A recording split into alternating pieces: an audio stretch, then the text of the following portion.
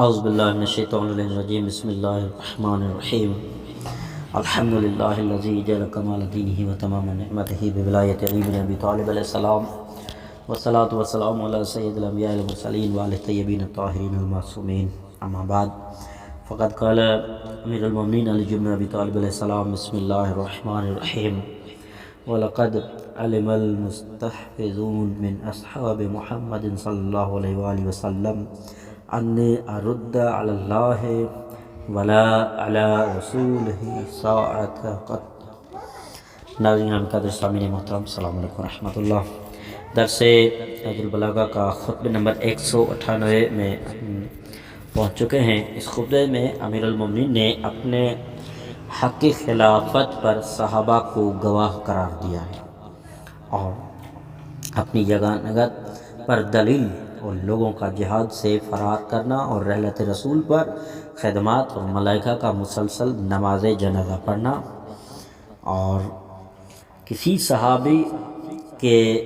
نماز جنازہ پڑھنے کا ذکر نہیں کیا، غسل و کفن و دفن تنہا نہیں کیا۔ آئیے خطبے میں چلتے ہیں کہ مولا فرماتے ہیں کہ اور محمد صلی اللہ علیہ وآلہ وسلم کے صحابہ کے محافظ لوگوں کو علم ہے کہ میں نے ایک گھڑی کے لیے بھی نہ اللہ کے حکم سے سرتابی کی ہے، نہ اللہ کے رسول کی نافرمانی کی تھی۔ اس کے برعکس میں نے تو اللہ کی عطا کردہ قوت و بہادری اور ہمت و جرأت کو آن حضرت کی مدد میں ان مواقع پر بے دریغ استعمال کیا جن مواقع پر بہادر سورما میدان جنگ سے فرار کر جایا کرتے ہیں اور قدم پیچھے ہٹتے چلے جاتے ہیں، اور یہ اس لیے کہ اللہ نے مجھے اپنے کرم سے شہادت و دلیری سے نوازا ہوا تھا۔ اور بلا شبہ رسول اللہ صلی اللہ علیہ وآلہ وسلم کو جب اللہ نے اپنے تسلط میں لیا تو اس وقت آن حضرت کا سر مبارک میرے سینے پر رکھا ہوا تھا اور یقیناً حضور کی روح میرے ہاتھوں میں نکلی تھی، چنانچہ میں نے برکت کے لیے اپنے ہاتھ اپنے منہ پر پھیلا لیے تھے، اور بلا شبہ میں نے حضور صلی اللہ علیہ وآلہ وسلم کو غسل دینے کی ولایت اختیار کی تھی، اور غسل دینے میں ملائکہ میری مدد کر رہے تھے۔ خانہ رسالت و امامت میں رونے کا کوہرام برپا تھا اور آس پاس بھی رونا جاری تھا۔ ملائکہ کے گروہ نازل ہو رہے تھے اور گروہ کے گروہ پرواز کر کے جا رہے تھے۔ میرے کانوں میں برابر ملائکہ کی نمازیں پڑھنے کی آوازیں آتی رہی، یہاں تک کہ ہم حضور صلی اللہ علیہ وآلہ وسلم کے جسم مبارک کو ان کی زری میں رکھ دیا۔ چنانچہ مجھ سے زیادہ کون اس خلافت کا ان کے زندگی میں یا ان کی وفات کے بعد حقدار ہو سکتا ہے؟ لہذا تم اپنی بصیرت کو نافذ کرو، اور ضروری ہے کہ دشمن کے ساتھ جہاد میں تمہاری نیتوں کی تصدیق ہو جائے، اس ہستی کی قسم کہ جس کے علاوہ اور کوئی معبود نہیں ہے، کہ بلا شبہ میں مکمل حق کے راستے پر ہوں اور وہ یقیناً باطل کے پھسلنے والی گھاٹے میں ہے۔ میں وہی کچھ کہہ رہا ہوں جو تم سن رہے ہو، اور دعا ہے کہ اللہ مجھے اور تمہیں بخش دے۔ خطبہ نمبر 199۔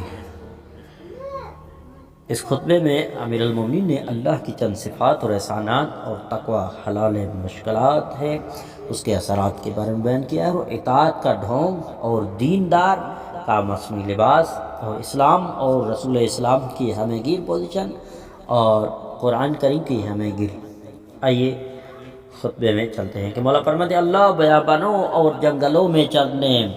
والے جانوروں کی آوازوں اور فریاد کا عالم ہے، اور خلوتوں اور تنہائی میں بندوں کے گناہوں اور نافرمانیوں کا بھی عالم ہے، اور بے انتہا گہرے سمندروں اور دریاؤں میں مچھلیوں کی آمد رفت سے بھی، اور طوفانی ہواؤں سے پیدا ہونے والے تلاطم سے بھی واقف ہے۔ اور میں شہادت دیتا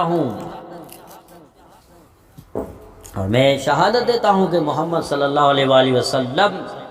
اللہ کے نجیب شرافت کے اصل اور بنیاد ہیں۔ اللہ اور باقی مخلوقات کے درمیان اس کی وحی کے لیے رابطہ ہے، اور رحمت خداوندی پہنچانے والے رسول ہیں۔ اس کے بعد میں تمہیں اللہ کا تقوی اختیار کرنے کی وصیت کرتا ہوں۔ اسی نے تمہاری تخلیق کی ابتدا کی ہے، اور تمہاری واپسی اور انجام بھی اسی سے تعلق رکھتا ہے، اور تمہاری تمام حاجتوں اور مطالبوں کا پورا کرنا بھی اسی کے ہاتھ میں ہے، اور تمہاری ہر خواہش، آرزو، تمناؤں کی انتہا بھی اسی پر ختم ہوتی ہے،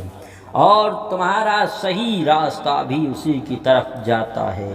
اور تمہاری پناہ اور بھاگ کر پہنچنے کی جگہ بھی وہی ہے۔ چنانچہ اللہ کا تقوی اختیار کر لینا ہی تمہارے قلوب کی بیماریوں کی دوا ہے، اور دلوں کے اندھے پن کے لیے بینائی ہے، اور تمہاری جسمانی امراض کے لیے شفا و صحت ہے، اور تمہارے سینوں میں پیدا ہوتے رہنے والے فساد کے لیے اصلاح ہے، اور تمہاری داخلی کثافت و گندگی کے لیے پاکیزگی ہے، آنکھوں کے پردوں کے لیے روشنی ہے، اور قلبی خوف و ہراس کے لیے امن ہے۔ قلبی خوف و ہراس اس کے لیے امن ہے، اور جہالت کے اندھیرے ماحول کے لیے اجالا ہے۔ اطاعت خداوندی کو اپنا عملی پروگرام بنا لو، نمائش کے لیے کمبل کی طرح نہ اوڑا کرو، اور عملی پروگرام کے علاوہ اسے اپنے جسم میں دخل اندازی کرنے والا بنا لو، اور پھر جسم کے اندر پسلیوں میں اتار کر لطیف انقلاب برپا کر دو، اور اپنے ہر کام اور معاملے میں اطاعت خداوندی کو حاکم بنا لو، اور اپنی ہر قسم کی پیاس بجھانے کا ٹھکانہ بنا دو، اور اپنی احتیاج و ضرورت کو دفع کر دینے والا سفارشی بنا لو۔ پریشانی اور مصیبت کے دن کے لیے اسے اطاعت کو اپنی ڈھال بنائے رکھو، اور اسے اپنی قبروں کے اندر کا چراغ بنا لو، اور طولانی وحشتوں کے لیے سکون بنا لو، اور ہر تکلیف میں ساتھ دینے والا منس و ہمدرد بنا لو۔ چنانچہ مذکورہ اطاعت ہی ہے جو اس وقت حفاظت کی ذمہ دار ہے جب گھیرنے والی مصیبتیں آ جائیں،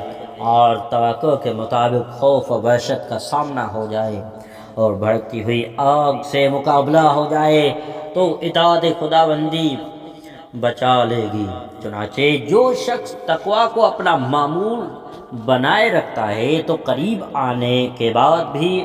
سختیاں غائب ہو جاتی ہیں، اور متقی کے لیے تمام کڑوے معاملات میٹھے ہو جاتے ہیں، یعنی ان کی مضرت اور ناگواریاں مٹ جاتی ہیں، اور تباہ کر ڈالنے والی موجیں حملہ آور ہونے کے بعد بھی بکھر جاتی ہے، اور نہایت دشوار ہو چکنے کے بعد بھی متقی کے لیے حالات سازگار آسان ہو جاتے ہیں، اور قحط اور نایابی کے بعد بھی فضل و کرم عزت کی ریل پیل ہو جاتی ہے۔ رحمت خداوندی پلٹ جانے کے بعد پھر جھک آتی ہے، اس کے اوپر زمین میں غائب ہو چکنے کے بعد بھی نعمتوں کے چشمے پھوٹ پڑتے ہیں، معمولی بوندا باندی کے بعد اس پر برکتوں کی موسلادھار بارش ہونے لگتی ہے۔ چنانچہ اللہ کا تقوی اختیار کرو جس نے تمہیں واعظ و فن اور لیکچروں سے نفع پہنچایا ہے، اور تمہیں اپنی رسالت کے ذریعے سے واعظ و لیکچر فراہم کیے ہیں، اور اپنی نعمتوں سے تمہاری مرادیں پوری کی ہیں۔ چنانچہ اس کی عبادت کے لیے اپنے نفوس کو بندہ بناؤ، اور اس کی اطاعت کا حق ادا کرنے کے لیے اس کے سامنے نکل آؤ۔ پھر یہ بھی سنو کہ یہ اسلام ہی وہ دین ہے جسے اللہ نے اپنی ذات خاص کے لیے مصطفیٰ بنایا ہے، اپنی خصوصی نگرانی میں اس کو مخصوص صنعت و کمال عطا کیا ہے، اور اسلام کے لیے ایک ایسی ہستی تیار کر کے پسند کی جو ساری مخلوق میں سب سے زیادہ با اختیار تھی، اور اس کے بنیادیں اپنی محبت پر قائم کی، اور اس کی عزت کے لیے تمام باطل دینوں کو ذلیل کیا، اور اس کی بلندی کے لیے باطل ملتوں کو پست اور حقیر کیا، اور اس کی کرامت کے لیے اس کے دشمنوں کی توہین کی، اور اس کی نصرت اور تائید سے دشمنوں کو بے یار و مددگار کر دیا۔ اس کے ایک ہی ستون سے گمراہی کے سارے ستون مسمار کر دیے۔ مومنین میں سے جسے پیاس لگی اسے اسلام کے حوضوں سے سیراب کر دیا، اور اپنے پانی بھرنے والوں سے اپنے حوضوں کو بھرا رکھا۔ پھر اسلام کو اس طرح مستحکم کیا کہ نہ تو اس کے حلقے کھل سکتے ہیں اور نہ اس کے بندھن جدا ہو سکتے ہیں، اور اس کے بنیاد کے لیے مسمار کیا جانا ممکن ہی نہیں، اور نہ اس کے ستونوں کو زوال ہے، اور نہ اس کے درخت کو اکھاڑا جا سکتا ہے، اور نہ اس کی مدت کم کی جا سکتی ہے، اور نہ اس کی شریعتوں کو نظر انداز کیا جا سکتا ہے، اور نہ ان شریعتوں کے فروعی مسائل کا کاٹے جا سکتے ہیں۔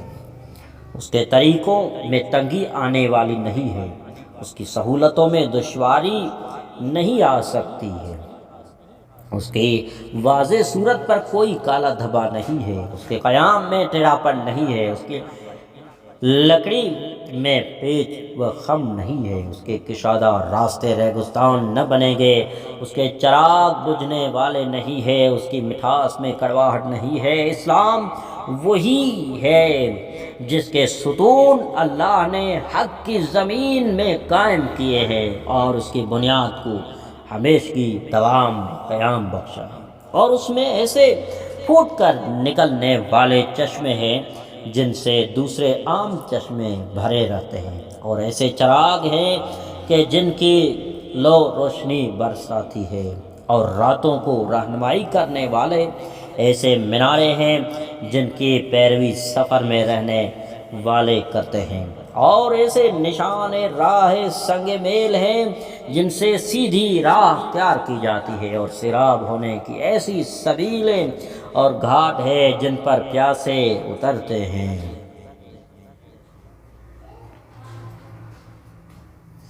والسلام علیکم ورحمۃ اللہ وبرکاتہ۔